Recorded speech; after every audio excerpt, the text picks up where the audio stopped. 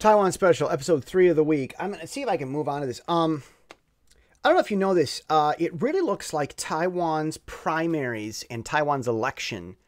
We're in the election season in Taiwan right now. It really looks like this is being meddled with big time. Over the weekend, Friday, a bunch of military leaders and FBI leaders came to Taiwan. I think now there's very limited sources reporting this. It's not making headlines in a lot of major newspapers. It's kind of a quiet thing.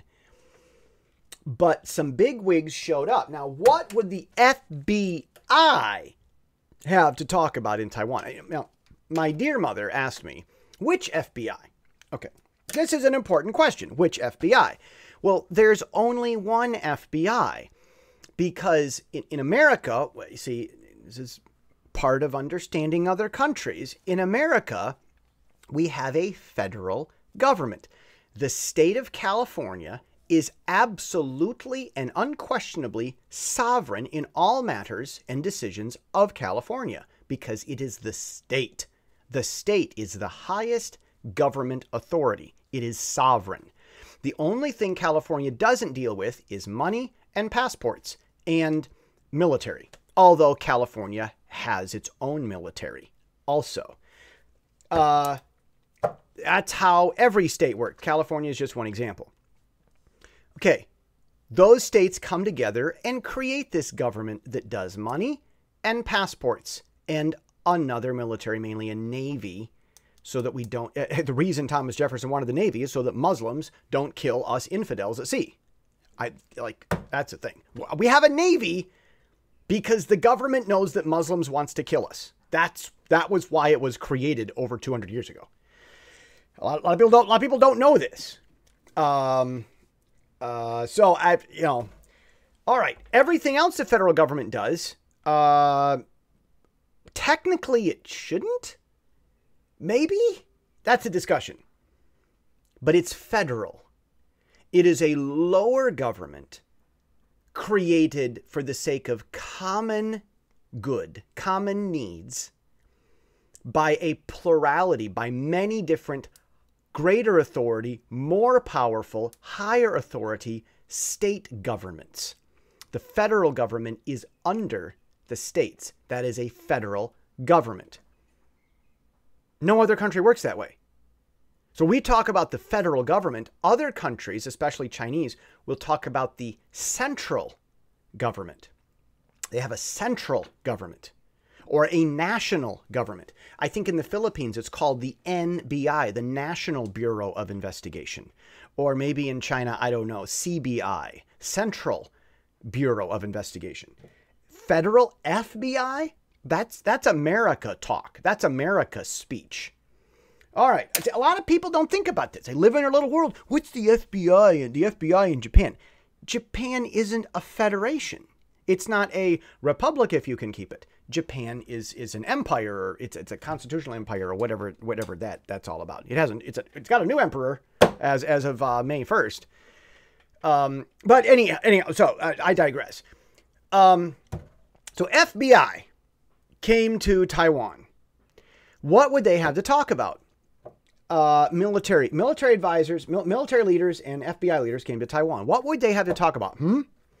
Well, there are no reports at all on what they would talk about, but knowing what's happening in Taiwan, I'll tell you two things they have to talk about.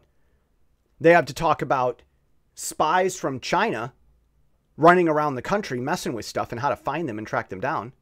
And second of all, they have to talk about China trying to work through different companies overseas, like working through corporations. Like the culprits are in another country, but they're affecting stuff here through this channel or this bank account or that company or whatever to affect Taiwan's election.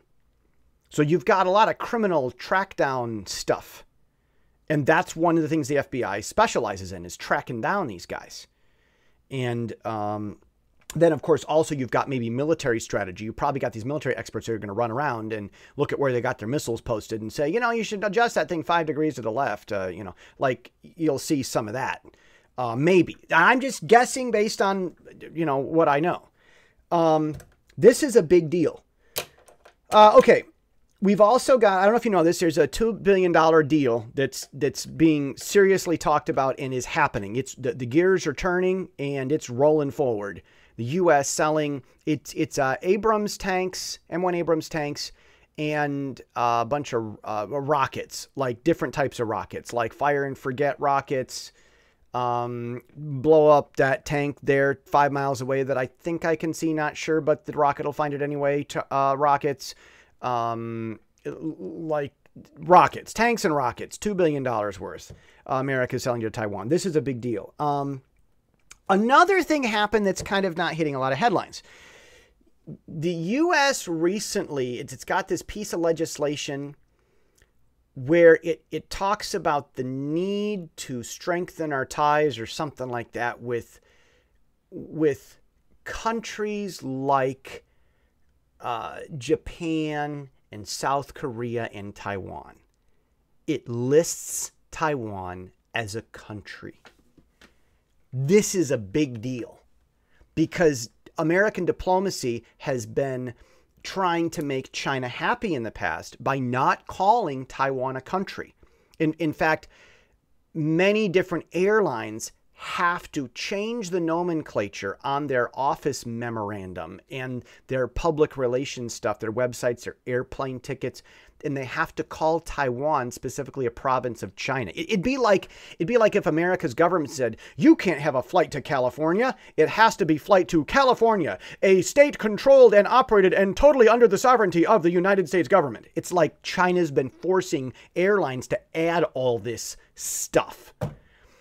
So America, Congress recently having used the nomenclature of listing Taiwan under a list of other things all referred to as countries, that is a big, big deal. Chinese are not going to be happy about that. There's other stuff happening. China's calling a bunch of American companies saying, if you obey America's ban on Huawei, then there will be permanent consequences. And they're telling them don't obey the American law. What do I think about this? First of all, I've got to believe somewhere in history, America's government has told I have to believe. I have no basis for this other than history. I have to believe, just knowing history generally, in the general sense, I have to believe that America at some point, America's government has told companies in America from other countries, don't obey that law in your country. I have to believe it's happened somewhere. So I'm not going to act like China's hypocritical on this or unusual on this. Okay, that being said, because I'm trying to be fair and honest here with everything.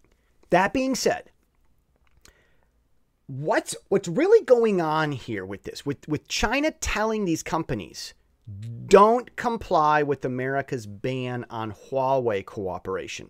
I think if I understand this correctly, if FedEx delivers a package to Huawei, then they broke the American law. I think it's that kind of stuff. I think it's that kind of stuff. So China's saying there's a ban on Huawei. Don't cooperate with it. Break the U.S. law. Don't disobey that U.S. law, or we will punish you in a way that's permanent or something. Why is this happening?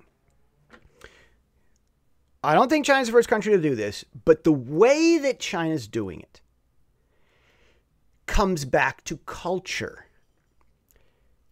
A professor lady told me somewhere in Taiwan, it's like Taiwan has no law. Remember I said a few podcast episodes ago, Taiwan is it's a do-nothing government in a do-nothing country with a do-nothing culture. It's lawless. It's like there isn't a law. It's like the law is, it's almost a psychopath's interpretation of morals. It's like, oh, that whole you're supposed to tell the truth thing. That's something most people are brainwashed with. It doesn't matter. Yeah. Okay. I was there yesterday at 6:00, whatever these crazies, them and their truth telling. That's the thinking of a psychopath. And that's the thinking of Chinese culture, including Taiwan's culture, when it comes to the law. Oh, I'm going to do what I want. And oh, yeah, there's this law thing that we're supposed to pretend to care about. And that's how the lawmakers think. And that's how the ministers of departments of government think. And that's how the police think. And so if people believe that the law is a silly fairy tale, that we're just, it's like oh, the tooth fairy, that's right, I'm supposed to act like that's real. If that's how you view law, how are you going to do at enforcing it as a police officer? Or how are you going to do at giving people justice in the courtroom in Taiwan or China? Or how are you going to do, like, how good of a job are you going to do as a legislator creating laws if you believe that the law is a tooth fairy, a silly thing we're supposed to pretend to acknowledge or whatever? Why do I have to waste my time with this? How are you going to view the law? Well, this in Taiwan, it comes from Chinese culture. Ancient Chinese. It's this old stuff going on. Now, that is China's perspective. So understand this. China's not trying to stir up a rebellion against America, although the lawful worldview, Americans might think so. What's really going on is you've got a generally lawless culture just behaving normally when it comes to interacting with American companies. So we've got a major, I'm not morally judging it at all. I'm just trying to explain what's going on. We have a very, very interesting dilemma, a culture conflict that's going on here between China and the US, and it's happening with the companies. Americans are about to have a major, major education in Taiwanese and Chinese culture. See you next week.